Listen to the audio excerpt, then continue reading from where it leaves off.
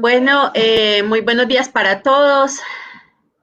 ¿Qué tal está este gran día, este gran, hermoso día de compartir aquí con nuestros panelistas y con toda esta comunidad agilista? Entonces, el día de hoy les queremos agradecer por estar aquí, por haber dispuesto algo de su tiempo para compartir con todo esto, para compartir y experimentar en Ágiles 2020. Hoy nos acompaña Julián Andrés Prieto, a quien le doy la bienvenida y muchas gracias por compartirnos. Mi nombre es Jamie Andrea Clavijo, yo voy a estar como facilitadora de este espacio, simplemente como para ayudar a nuestro panelista principal. Muy bien, bienvenido Julián. Andrea, muchas gracias, muchas gracias. ¿Me escuchan ahí bien? ¿Tú me escuchas, Andrea, para sondear el sonido? Sí, Julián, yo te escucho perfecto. Súper, y estás viendo mi pantalla también. Ya la estoy viendo, Julián. Ok, Perfecto. un poco adaptándonos a la tecnología, esta plataforma que está súper interesante y con la cual, pues, se decidió llevar a cabo el Ágiles de este año. Vamos a sacarle el mayor provecho a este pequeño espacio que tenemos de 45 minutos, donde pues vamos a hablar de realidades y trucos psicológicos y cómo eso nos puede ayudar en el contexto de agilidad, ¿no? Y tal vez un poco más allá, en cualquier contexto de cambio o transformación que estemos abordando o que necesitemos abordar, incluso en el plano personal. ¿De dónde nace la idea de compartir este espacio y esta charla pues con la comunidad del día de hoy? Pues en realidad nace de una experiencia, de una experiencia de vida, de haber trabajado varios años ya, bastantes, en procesos de transformación, acompañando a diversas organizaciones en estos procesos de cambio y transformación, y donde, en esencia, algo que yo veía repetitivo y aún sigo viendo, es que, como lo vemos en esta imagen, nos tropezamos varias veces con la misma piedra, ¿no? Entonces, muchas veces solemos enfocar solo una mirada de las cosas, de las situaciones que estamos viviendo y que estamos abordando cuando nos enfrentamos a esos procesos de cambio y de transformación. Y pues en ese sentido, y a lo largo de esa experiencia, poder resaltar muy bien en dónde está esa piedra y cómo podemos al menos evitarla o ya no pegarnos tan duro con ella, ¿no? Esto a mí hace muchos años también ya me llevó a pesar de tener una formación en ingeniería, a buscar otras ramas del saber humano y a empezar a hacer profundización en aspectos de psicología. Entonces, un poco asociado a esa experiencia también desde lo personal y desde ese gran panorama enriquecedor que me dio todo ese saber y empezar a conocer de esa área de la psicología humana, pues se desprende en gran medida este espacio que vamos a estar compartiendo, ¿no? Y que vamos a tenerlo más como un espacio de experimentación. O sea, va a ser así como medio charladito por un lado, pero por otro lado vamos a ir experimentando cosas. La idea es que interactuemos mucho también con ustedes en este espacio, que tengan por ahí listo ya, desde alguna vez se los anticipo, lápiz y papel, porque vamos a experimentar varios de esos fenómenos psicológicos con el ánimo de hacer conciencia sobre ellos, de ver que están asociados en muchos casos a esa piedra con la que nos solemos tropezar en nuestros procesos, como les decía, de cambio, de ajustes que tenemos que hacer en nuestros entornos organizacionales, sociales, como les decía, incluso personales.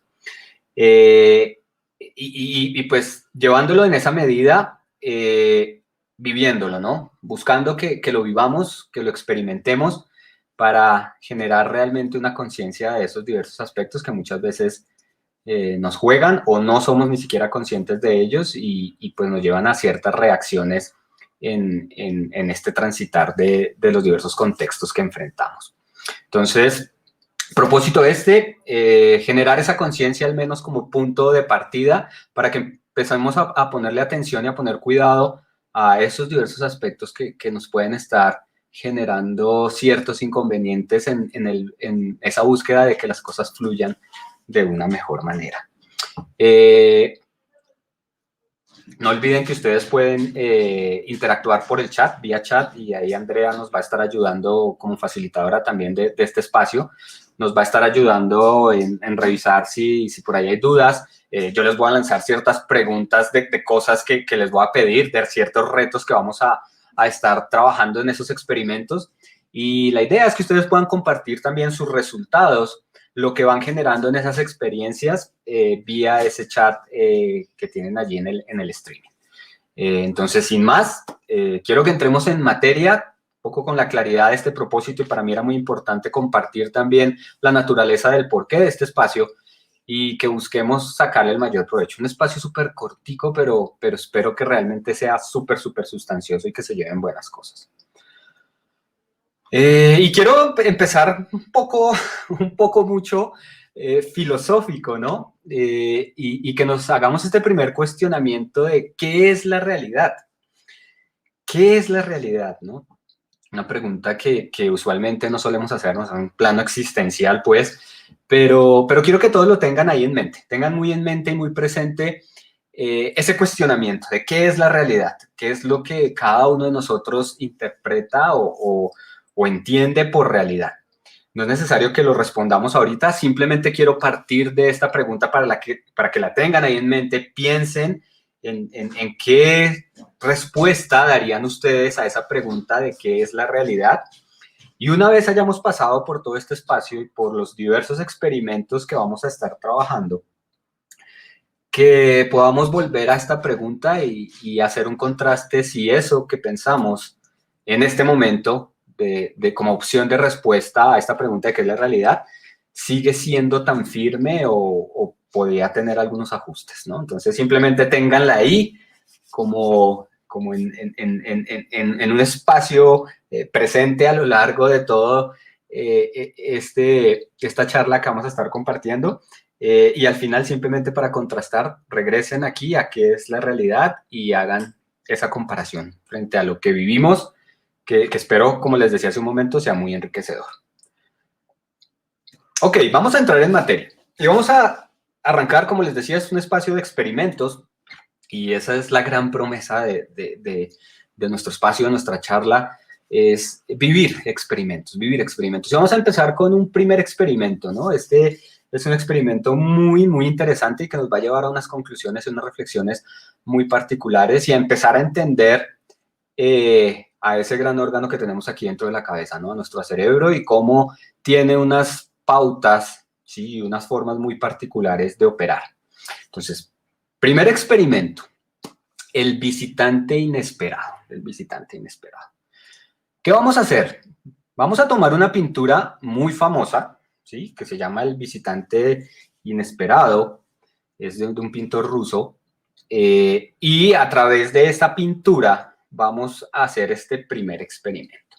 Entonces, yo lo que les voy a pedir es que, por favor, durante algunos segundos, ¿sí? Analicen lo que sucede en esa pintura. Y ahorita la pongo de nuevo para que quede allí algunos segundos, ¿no? No les voy a dar, no sé, fijo, no les voy a dar más de 10 segundos, unos 8 segundos por ahí, para que miren la escena que plasma esa pintura y que ustedes me digan o empiecen a resaltar ahí en el chat qué creen que es lo que está sucediendo en esa pintura. ¿Listo? Entonces, vamos con nuestro primer experimento del visitante inesperado. Ahí está la pintura. Vamos, unos segunditos.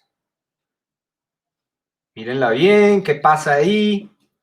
¿Qué sucede? Ok. ¿Qué sucede? ¿Qué sucede en ese visitante inesperado? ¿Qué sucede? ¿Quieren van poniendo ahí en el chat? ¿Qué interpretan ustedes de lo que sucede, de lo que se ve en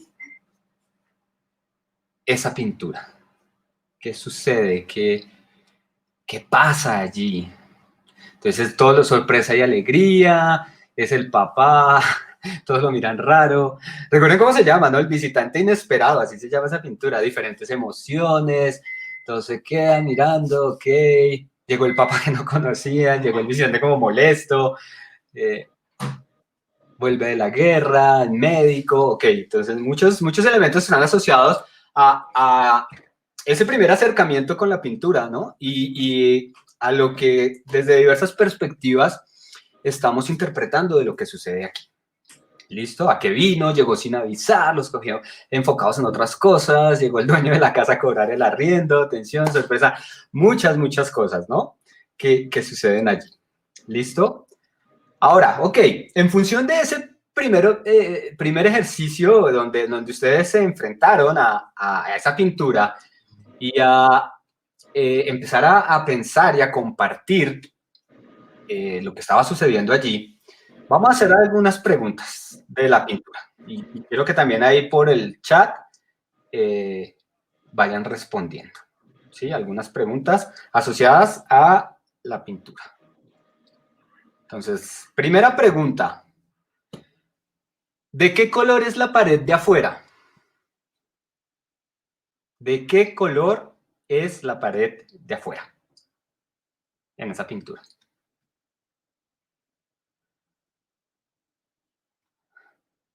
Vamos a ver, hay varias cosas, ¿ok?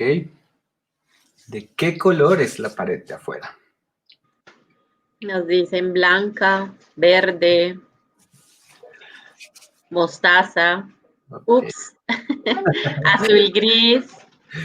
Y todos vimos la misma pintura, ¿no? Ok, listo.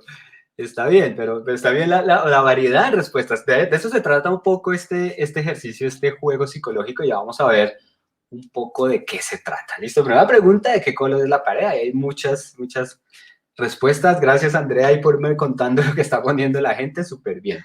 Azul con cositas. No Azul con existe. cositas, no Afuera no hay pared. existe, no hay pared. Bueno, ok. Primera pregunta, una serie de respuestas con un espectro bastante amplio de esas respuestas. Vamos por la siguiente. ¿Cuántos niños y niñas había en esa imagen, en esa pintura?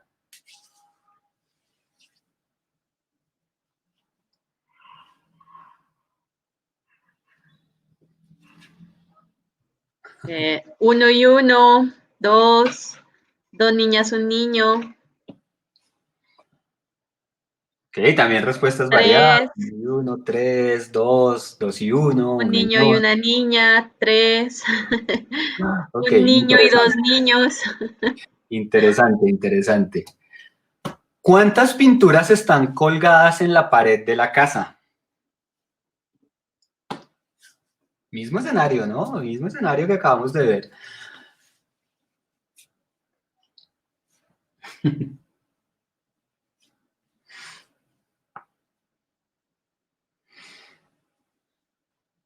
Uno, tres, entre uno y tres, dos. 2.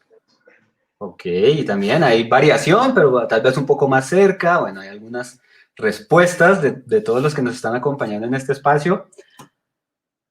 ¿Y cuántas mujeres hay en la escena?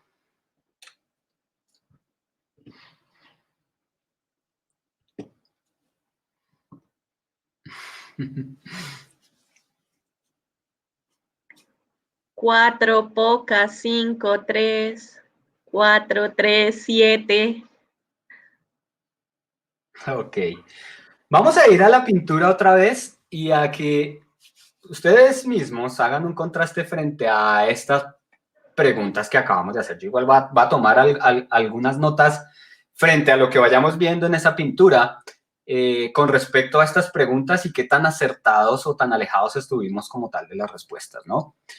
Entonces, ¿de qué color es la pared de afuera? La de adentro es más azul con blanco, la de afuera tiene como unos tonos lila, morados, ¿no? Tiene algo de azul, de varios colores.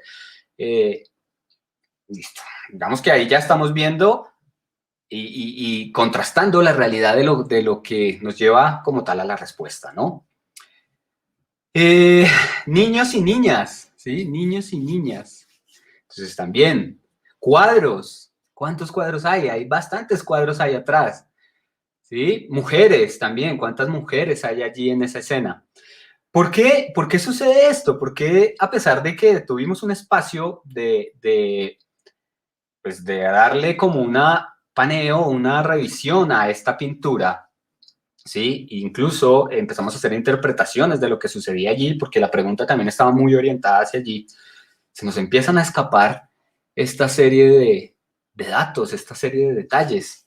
Y bien, hay un dicho por allí que reza que el demonio está en los detalles, y muchas veces eso nos pasa en nuestras interacciones. Nuestro cerebro, y viene la primera interpretación asociada a este primer experimento, pues no capta el detalle de absolutamente todo lo que estamos mirando. Y en este caso es un tema visual, pero lo mismo nos pasa con otros sentidos, ¿sí? Y por eso tanto énfasis en la actualidad de fortalezcamos la escucha empática, el cómo sentimos del otro, lo que vemos también, lo que estamos realmente percibiendo desde nuestros sentidos, porque pues nuestro cerebro tiene esa particularidad, es un órgano que busca optimizar y ahorrar el consumo de energía. Y pues dada la orientación de la pregunta que hicimos al inicio cuando estábamos visualizando esta pintura, de qué cree que está pasando ahí, pues el cerebro empieza a orientar su esfuerzo a hacer una interpretación que lleve a esa respuesta.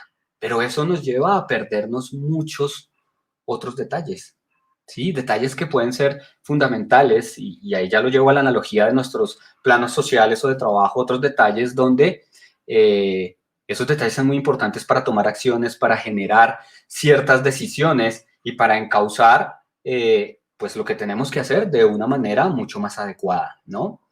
Entonces, por eso es que usualmente, digamos, en los terrenos de los grandes investigadores y de las personas que tienen mucha experiencia analizando situaciones de ámbito social, suelen trabajar en pares, ¿sí? Suelen trabajar en pares. Alguien que está muy enfocado sobre lo que es la naturaleza o el propósito de una reunión, de un trabajo, de un equipo, y otro como observador de todos esos otros elementos adicionales y detalles particulares que puedan estarse dando en ese mismo entorno, y entre los dos hacen una mirada mucho más integral de una situación particular.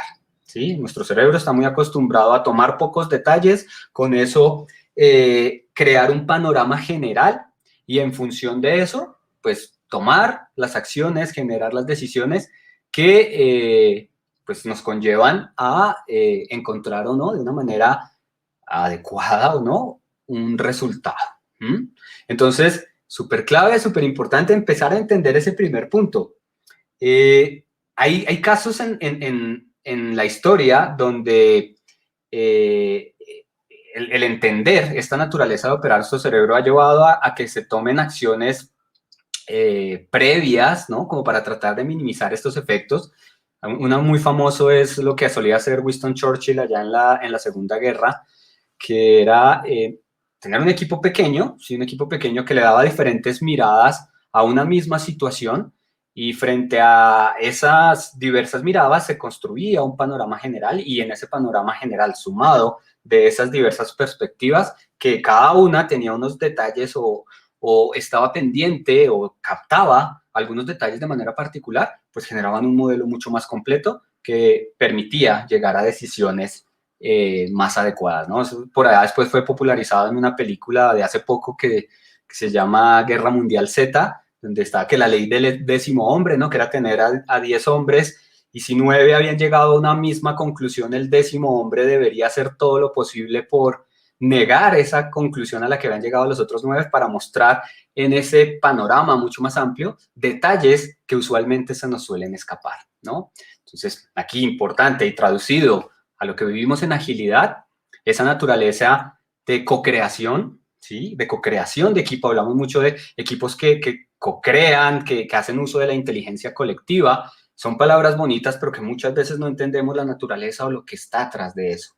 Entonces, para que esa co-creación realmente se dé de manera significativa, nos funcione, sea clave para lo que necesitamos desarrollar como equipo, pues es importante que empecemos a entender esta naturaleza de cómo nos juega el cerebro frente a esas situaciones particulares, ¿no? Y que en esa mirada, desde diversos puntos de vista, realmente es que vamos a minimizar, no vamos a solucionarlo al 100%, porque cada cerebro de cada miembro del equipo tendrá la misma restricción, pero minimizamos el que se nos escapen detalles que son importantes y son valiosos para las decisiones y las acciones que tenemos que generar, ¿vale?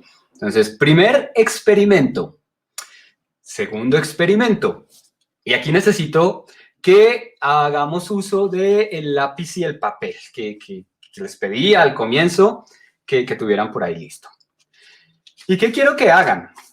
Quiero que por favor en una hoja, ¿sí? En una hoja, cada uno de ustedes ponga un punto, ¿sí? Un punto así como este que yo puse acá, ¿sí? Y al otro extremo pongan una cruz, ¿sí? Un punto y una cruz, así también como está en la imagen. Pero acá les estoy mostrando en la hoja, ¿sí? Cómo debería quedar. Si es en una hoja grande, sería de este estilo. Si tienen una hoja más chiquita, con algo de este estilo, ¿no? En el lado izquierdo el punto, en el lado derecho de la hoja la cruz, ¿sí? Cosa que cuando lo mostremos de frente nos queda así.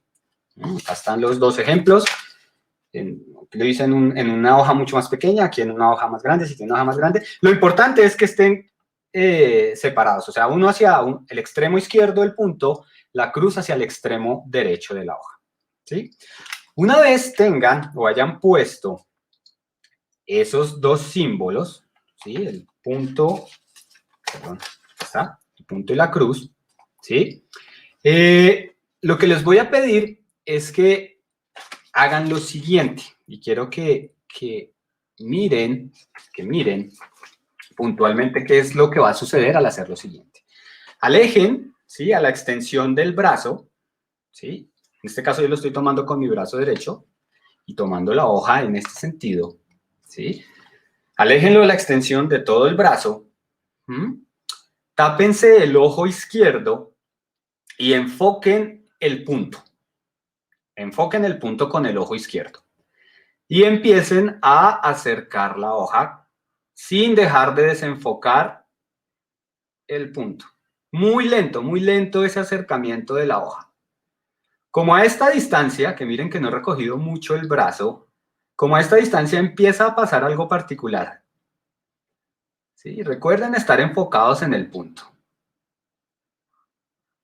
Tapándose el ojo izquierdo, viendo con el ojo derecho, pero súper enfocados en ese punto. ¿Sí? Pasado unos pocos centímetros de ir acercando la hoja, empieza a pasar algo. ¿Listo?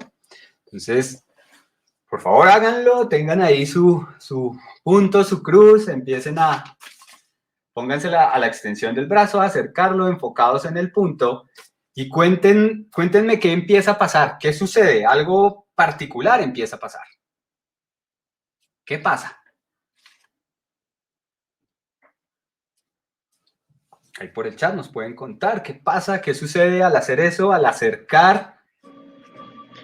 Desaparece la cruz, empieza a desaparecer la cruz, se desaparece, no veo la cruz. Así es, se empieza a ser borrosa, se empieza a desaparecer, en unos casos desaparece por completo, empieza a ser borrosa y de un momento desaparece, ¿sí? Eso es lo que sucede en realidad, ¿sí? Al acercar la hoja y al nosotros estar enfocados en el punto, pues nuestro ojo por estructura, por fisiología, ¿sí? Por condición biológica, pues ya no tiene la capacidad física de recibir, ¿sí? Las señales de donde está la cruz y por eso desaparece, ¿sí? La forma en cómo está el ojo, la forma en cómo están ubicadas las terminaciones nerviosas que hacen esa conversión de la luz hacia imágenes, ¿sí? Y objetos, dada la situación de la longitud en la cual está la hoja, ¿sí? Dada la situación de nuestro foco sobre el punto, pues físicamente le es imposible el ver la cruz y por eso desaparece, ¿sí? Entonces es un efecto físico de acuerdo a cómo está armado y estructurado, ¿sí? Nuestro ojo y nuestro sentido de la visión. Entonces físicamente es un tema que o sea, no tiene aquí una interpretación del cerebro, sino que físicamente se pierde por la capacidad del ojo que es limitada, dada la condición a la que lo estamos poniendo. ¿Listo?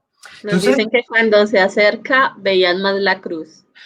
Ya cuando se acerca más empieza otra vez a aparecer porque estamos cambiando otra vez la condición de la variable de la distancia en la que estamos. ¿sí? Pero digamos que el punto importante es que hay un momento en ese movimiento del acercar la hoja en que esa cruz desaparece, ¿sí? Y está dado otra vez por la condición de distancia, de qué tan separada está la cruz del punto, ¿sí? Porque si las hicieron más juntas, en otros tendrán que acercarse más. Si las hicieron más separadas, de pronto no hay que acercar tanto la hoja. Entonces, esas son condiciones que generan esa variabilidad. Pero independientemente de eso, en el ejercicio, siempre en algún punto, y por, como les decía, es una cuestión biológica, la cruz va a desaparecer. ¿Listo? Y eso... Muchos dicen que si no les aparece, ven ir al oftalmólogo. Sí, hay algunos que tienen que ir al oftalmólogo a ver qué pasa porque no ven ni el punto ni la cruz. Entonces, mira, hasta oftalmología nos llevó este espacio que estamos compartiendo. Ok, quiero que hagamos o complementemos ese ejercicio de la siguiente manera. Tracen una línea, ¿sí? Tracen una línea. Ahora, que atraviese el punto y la cruz, o sea, que esté alineada, ¿sí? A la cruz aquí, a estos palitos de la cruz horizontales y que atraviese el punto, ¿sí? Y que vaya más allá de ambos, que va hasta los extremos de las hojas, ¿sí? Vaya mucho más allá, así como lo tengo aquí en mi ejemplo, en mi hojita, o como el que estamos viendo ahí en pantalla. Entonces tracen una línea que atraviese ese círculo y que pase también por la cruz, y quiero que volvamos a hacer lo mismo. Entonces, teniéndolo de esta manera, recuerden, el punto hacia el lado izquierdo, la cruz hacia el lado derecho, volvamos a hacer lo mismo. Nos tapamos el ojo izquierdo, vemos con el ojo derecho enfocados en el punto y empezamos a acercar la hoja. Y otra vez, encontremos ese punto ciego donde se pierde la cruz y paremos ahí, enfocados en el punto. Entonces, en mi caso es por aquí también, sin extender mucho más el brazo, por aquí. Lo mismo, cada uno de ustedes vuelva a encontrar su punto ciego de la cruz, donde pues, si desaparece es por esa capacidad, o esa limitación más bien física de nuestro ojo. Y quiero que me digan qué pasa ahora, porque la cruz desaparece, pero hay algo particular que sucede allí.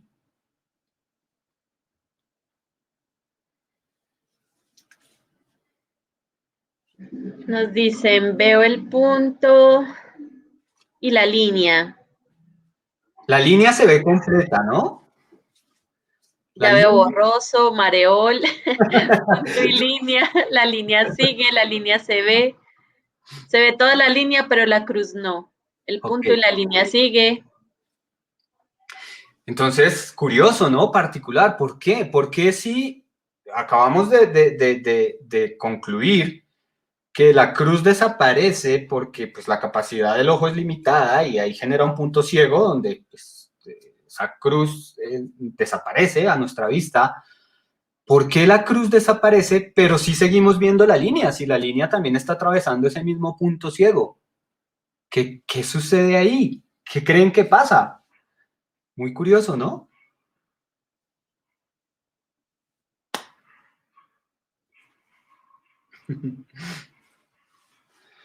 Y puede ser una conclusión que tengamos que ir todos al oftalmólogo, ¿no? Juego visual, se proyecta en línea. Veo la luz, ups, la línea. Ok, interesante, interesante porque aquí es donde empezamos a ver también otra lección importante de nuestro cerebro y cómo nos puede jugar, cómo nos juega realmente. Sí, a pesar de que hace como está asociado a un esquema de ilusión óptica, ¿sí? En el primer ejercicio, ¿sí? Descubrimos el punto ciego, capacidad limitada del ojo. En este ejercicio, a pesar de que el punto ciego existe y claramente lo podemos volver a demostrar porque la cruz desaparece, la línea continúa. ¿Y por qué continúa? ¿Y por qué la continuamos viendo? Porque ahí es donde nuestro cerebro realmente no funciona simplemente como un filtro o como un traductor, sino hace o genera una creación completa con la información que tiene, cruzándola con información que él toma de lo que ya tenemos aquí adentro, ¿sí? De lo que tenemos aquí en nuestra memoria, de lo que hemos vivido, ¿sí? Él hace una combinación de esos elementos y crea su propia imagen. Entonces, físicamente, la parte derecha de la hoja se pierde, ¿sí? Pero nuestro cerebro hace toda una reinterpretación y una resignificación de este escenario y dice, ah, pues la línea, si viene así continua, debe continuar hasta allá y nos la deja aquí guardada, por más que no la estemos viendo, ¿sí? Entonces mire cómo el cerebro nos lleva a saltarnos también ciertos puntos ciegos, pero nos lleva a saltarnos esos puntos ciegos porque tiene esa particularidad en su forma de operar de llenar los espacios grises, ¿sí? De llenar esos espacios grises que como que no están tan claros de acuerdo a lo que están recibiendo nuestros sentidos. Entonces, él lo que hace es todo eso que estamos percibiendo, lo combina con todo lo que hay aquí adentro, que está asociado a nuestra historia, a nuestra memoria, a lo que hemos vivido, a nuestras experiencias, y completa y hace un dibujo completamente asociado a esa combinación, no necesariamente solo a la que estamos viendo o a lo que dejamos de ver, sino a lo que realmente él tiene aquí almacenado. Y a partir de ahí puede dar significados diferentes, ¿sí? Porque es una construcción completa, no es simplemente una traducción de ondas de luz, sino una combinación de esos elementos que estamos percibiendo asociada o combinada con todo lo que ya tenemos aquí almacenado, ¿sí? Y entonces a nuestro cerebro, y es una forma en la que el cerebro otra vez busca optimizar al máximo el uso de energía, y él pues se salta o busca saltar rápidamente a las conclusiones, ¿sí? Apoyado en todo lo que tenemos aquí almacenado. Eso puede ser interesante o valioso en ciertos aspectos de nuestras vidas, como cuando, no sé, necesitamos reaccionar rápidamente, y de ahí viene un poco esa naturaleza de operar el cerebro, ¿no? Un aspecto de supervivencia. Cuando necesitamos operar rápidamente, estamos conduciendo, vamos a una buena velocidad, mandamos el pie al freno y el freno no funciona como esperamos, entonces nuestro cerebro rápidamente tiene que saltar a una conclusión de una acción muy rápida para poder ajustar y reaccionar, un tema de supervivencia. Entonces, en ese sentido puede ser muy valioso, pero en muchos otros aspectos no tanto. ¿Sí? Porque cuando salta directamente a la conclusión en función de todo lo que tenemos aquí guardado y almacenado, nos puede estar sesgando en ese resultado al cual estamos llegando. Nos puede estar haciendo que perdamos una serie de opciones que sería importante abordar para poder llegar de una mejor manera a esa conclusión. Entonces, por eso es que en los terrenos de la agilidad se habla mucho de ciclos cortos de ejecución, de ciclos cortos un poco para llegar a ese balance de darnos el espacio de que el cerebro a través de un ciclo corto como que no vea tanto desgaste de energía para llegar a un resultado, sino a través de ese ciclo corto busque una manera en la cual no necesariamente tiene que saltar completamente a la conclusión o a la solución de algo, sino que va a tener un espacio que le va a permitir abordar por un tiempo corto, ¿sí? Una forma de encontrar ese proceso para llegar a los resultados. ¿Sí? De ahí un poco se resalta este ejercicio de ciclos cortos, toma altísima relevancia el enfoque de Toyota Kata, ¿sí? De en espacios cortos generar micro hábitos para que el cerebro realmente en esos ciclos cortos, sin tanto desgaste, vaya generando los elementos de llevar como un mini proceso que realmente lo va a llevar a orientarse hacia un mayor espectro de opciones de solución y en función de eso poder tomar mejores decisiones. 3 minutos, Julián. Listo. Entonces, esto crea nuestro modelo interno. Todos tenemos un modelo interno en nuestro cerebro y quiero que le pongan especial cuidado a este experimento.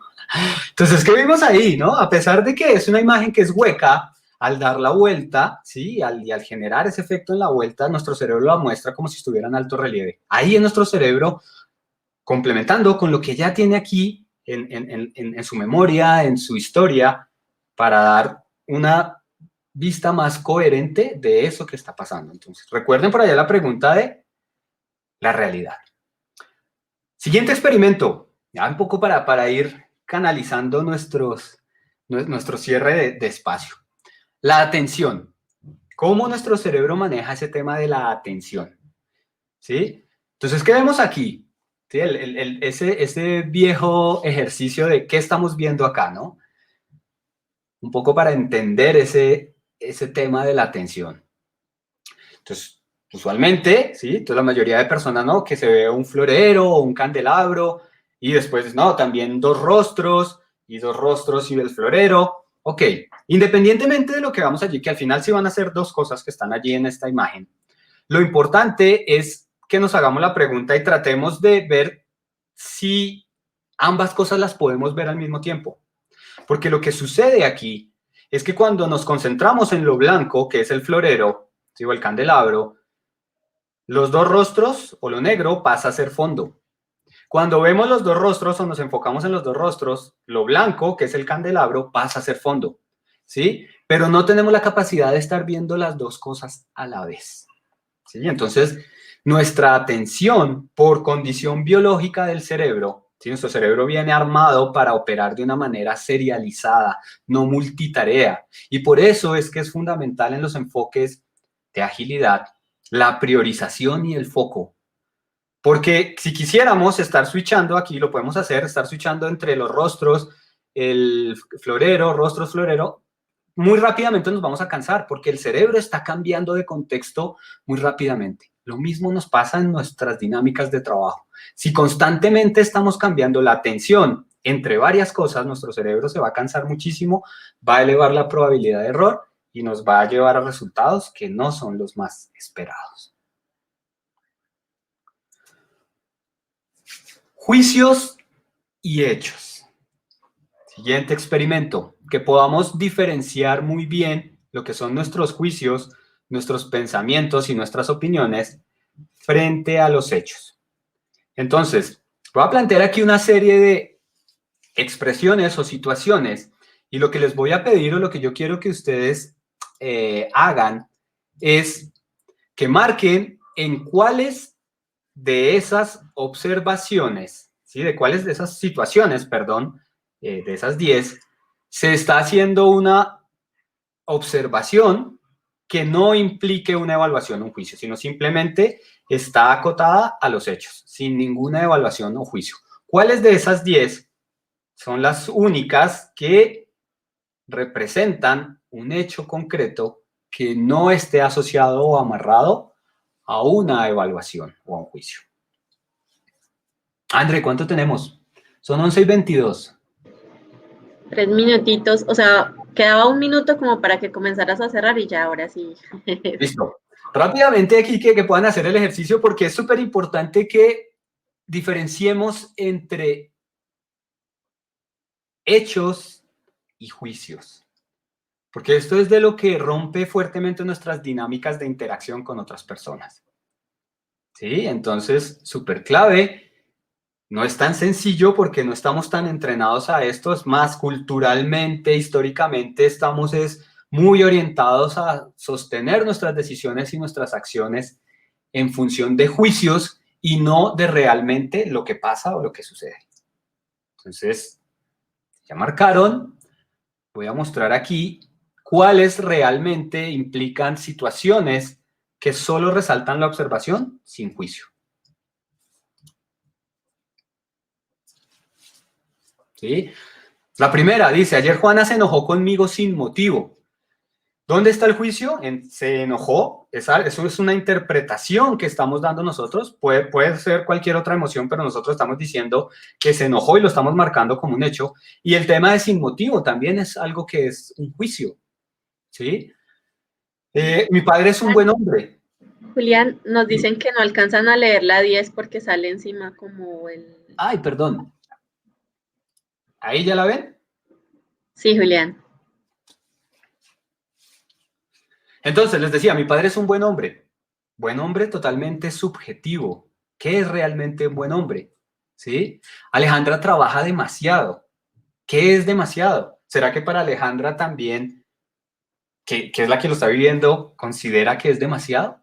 Entonces, miren cómo solemos de una manera muy simplista generar expresiones que fundamentan o mezclan la concepción del hecho con el juicio, ¿sí? Y fundamentan nuestras acciones más en función del juicio que estamos dando, o la valoración, o lo que pensamos frente al hecho, y no la realidad en sí del hecho. Y es súper importante tenerlo presente porque las emociones, nuestras emociones negativas, positivas, que se generan en función de un hecho, son alimentadas por lo que pensamos o por lo que creemos del hecho y no tanto por la realidad en sí de lo que sucedió.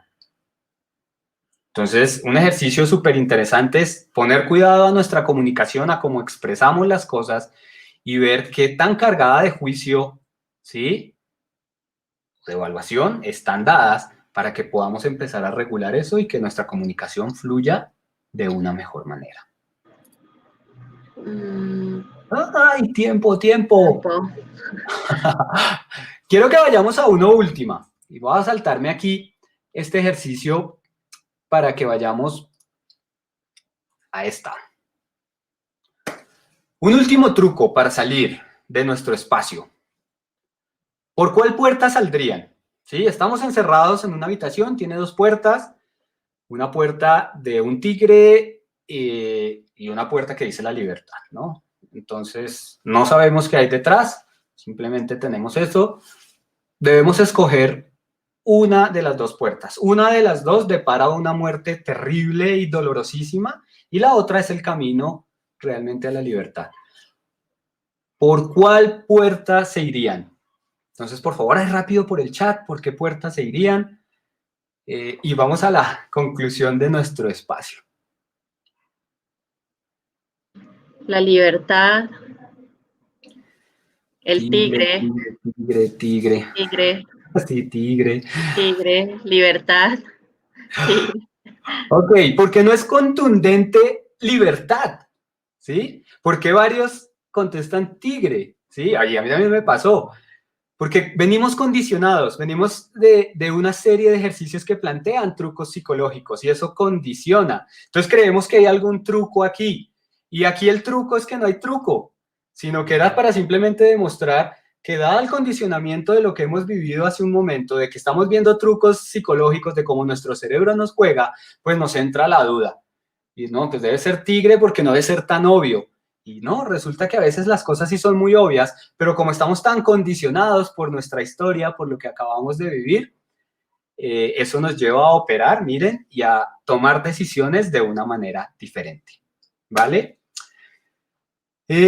Un gusto haber estado en este pequeño espacio, se nos quedó corto que hay muchos experimentos, espero que queden al menos tocados, picados, para que podamos seguir explorando en otros contextos, en otros espacios, este tema, porque es fundamental para que podamos regular realmente la forma de cómo llegar a autoorganización, cómo generar colaboración, cómo generar transparencia, confianza, que de eso se habla muchísimo en los terrenos de agilidad. Recordar siempre que vemos el mundo no como es, sino como somos, porque es una construcción de lo que hay aquí adentro. Nuestros modelos mentales generan esa construcción y la combinan con lo que estamos percibiendo. Y esto es súper clave entenderlo cuando queramos llegar a intervenir una organización, a mejorarla desde un cierto punto de vista de proceso, de tecnología, que al final detrás de eso hay personas que tienen interpretaciones, que tienen historias y que tienen su propia manera de ver el mundo y que podemos estarla transgrediendo en función de la forma en cómo nos estamos comunicando y de la forma en cómo estamos buscando esa interacción. ¿Vale? Julián, dicen que ¿dónde pueden encontrar más trucos psicológicos? La presentación va a estar completa en el sitio web de Ágiles Co. Dos libros súper interesantes. Mindset de Carol Dweck. Se llama así Mindset. Búsquenlo por Mindset. Y otro que se llama Aprendiendo a Pensar.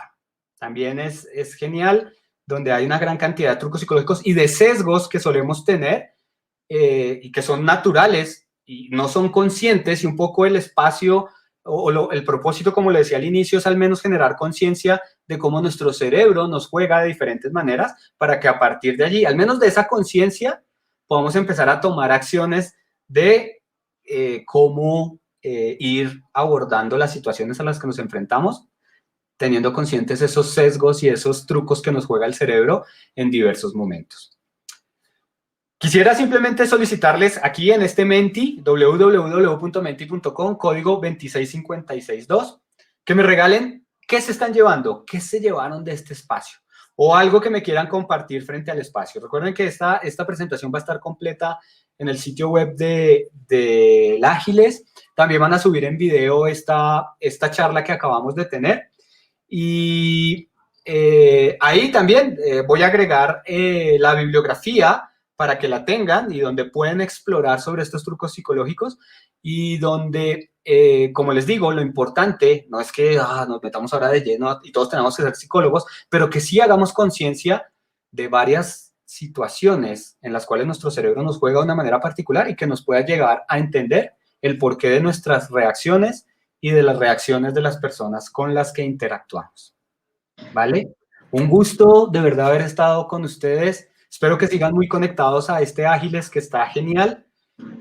Muchas charlas súper buenas y espero que de esta particularmente se estén llevando buenas cosas. A partir de lo corta, de lo apretada que estuvo y de que tuvimos que ajustar, igual nos adaptamos, somos ágiles, se estén llevando temas interesantes. ¿Vale? Un súper gusto haber compartido con ustedes. Andrea. Muchas gracias, Julián. Muchas gracias. Muchas gracias a todos por su participación. Excelente participación. Todos muy colaborativos. Y nada, sigamos para la siguiente charla. Muchas gracias a todos. Vale, súper. Bueno, hasta pronto.